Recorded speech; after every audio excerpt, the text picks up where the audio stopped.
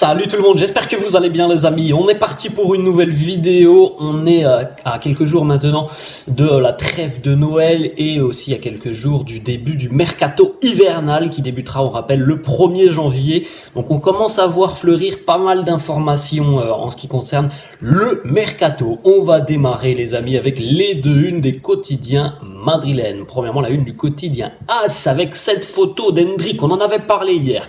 Hendrick est arrivé à Madrid depuis Boston aux États-Unis, donc il a quitté aussi la chaleur et la canicule même du côté du Brésil pour arriver dans le froid en Europe du côté de Madrid. Donc voilà la petite photo d'Hendrick à l'arrivée à l'aéroport de Madrid avec la grosse doudoune, le bonnet et évidemment les quotidiens madrilènes qui étaient présents pour l'accueillir, pour prendre une belle petite photo, comme le quotidien AS évidemment qui lui a fait tenir la une qui annonçait la signature d'Hendrick et puis donc ce titre En Casa, il est à la maison. On continue avec l'autre photo, celle du quotidien Marca qui a aussi évidemment réalisé sa petite photo avec sa une.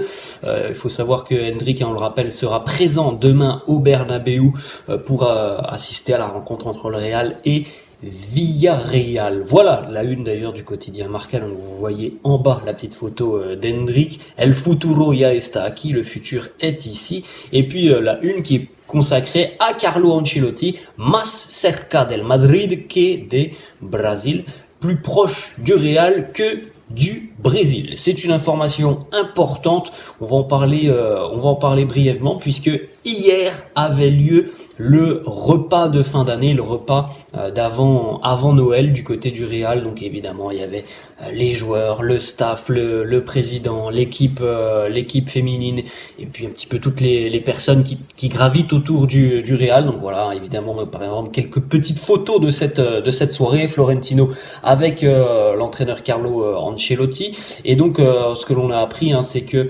Carlo et Florentino vont vraisemblablement se rencontrer dans les tout prochains jours pour commencer à évoquer le futur du technicien italien.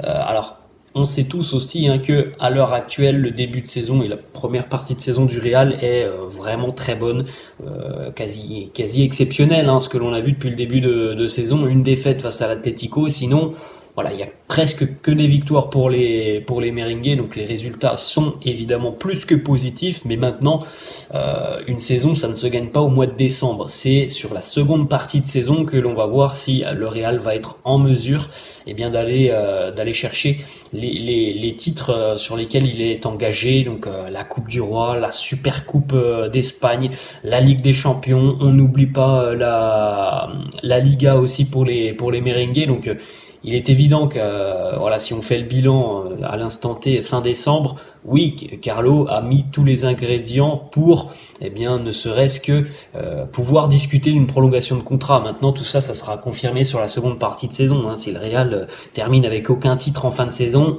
c'est sûr que ça va être très compliqué quand même pour Carlo d'aller défendre un bilan sans aucun titre, mais c'est vrai que sur la première partie de saison, le bilan est quand même plutôt positif.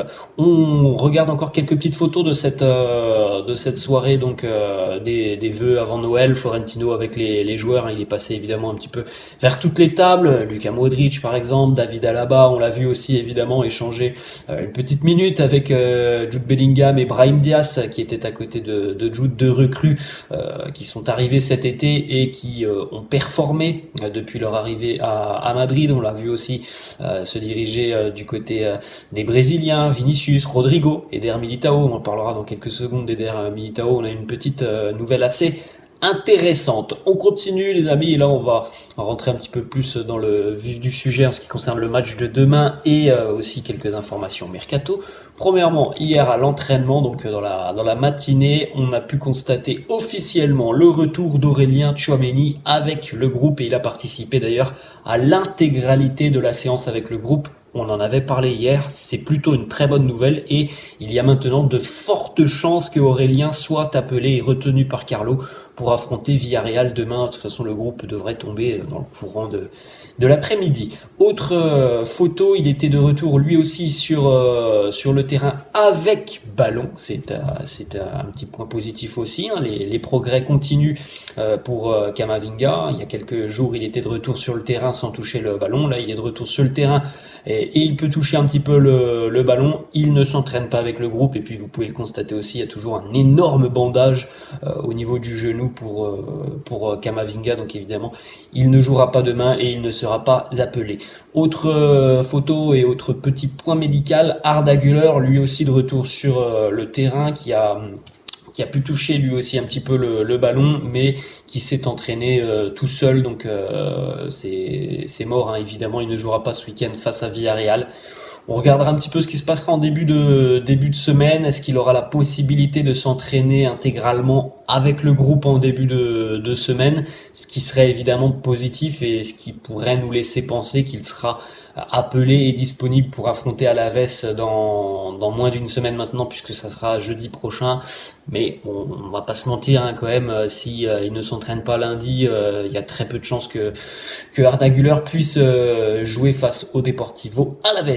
Autre petite photo, Eder Militao sur le terrain. Alors, comme vous pouvez le constater, il n'a pas les crampons, mais en tout cas, voilà, il n'a pas de bandage ou quelque chose qui pourrait penser que il a été blessé au niveau des ligaments il y a quelques mois maintenant. En tout cas, voilà, quelques petites jongles. Évidemment, il commence à trottiner aussi, à courir un petit peu.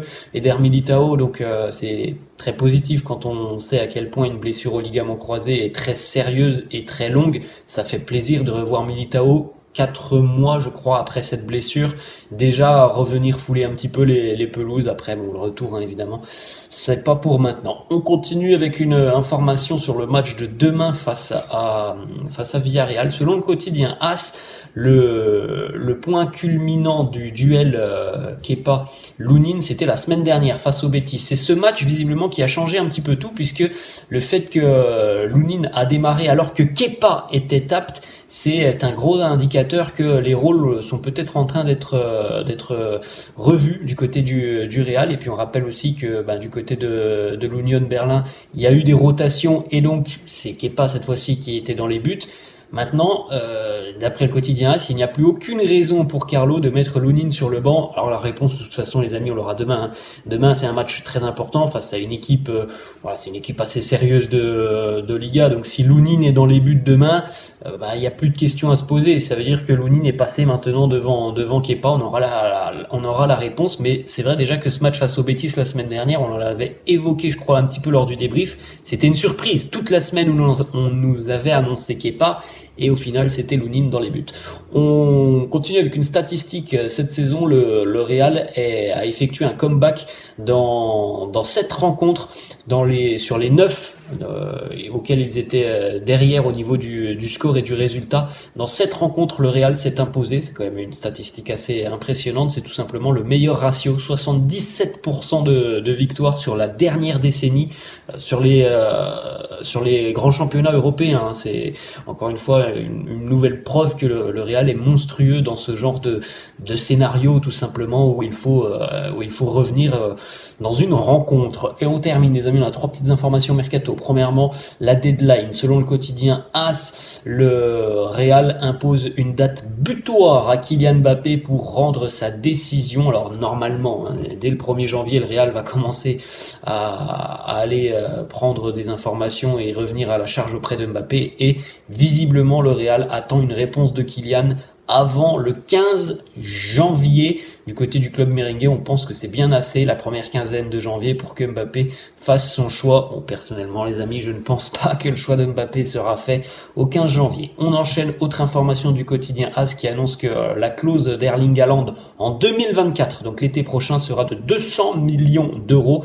Elle diminue d'année en année.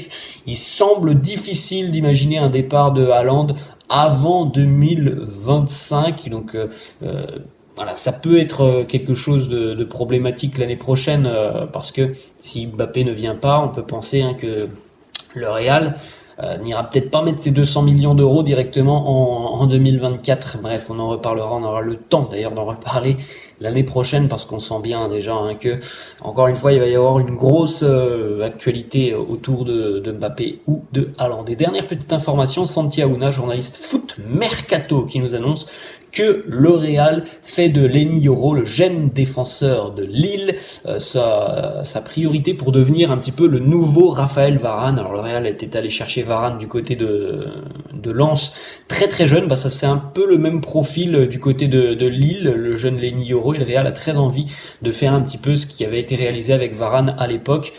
Lille n'a pas abandonné l'idée de prolonger le contrat du jeune défenseur, et si jamais il doit y avoir un départ, le LOSC demandera 50 millions d'euros pour le joueur. Voilà les amis, la fin de cette vidéo, j'espère que ça vous a plu. N'hésitez pas comme d'hab à lâcher un petit pouce bleu, n'hésitez pas non plus à vous abonner à la chaîne. Je vous laisse, je vous dis à la prochaine, ciao.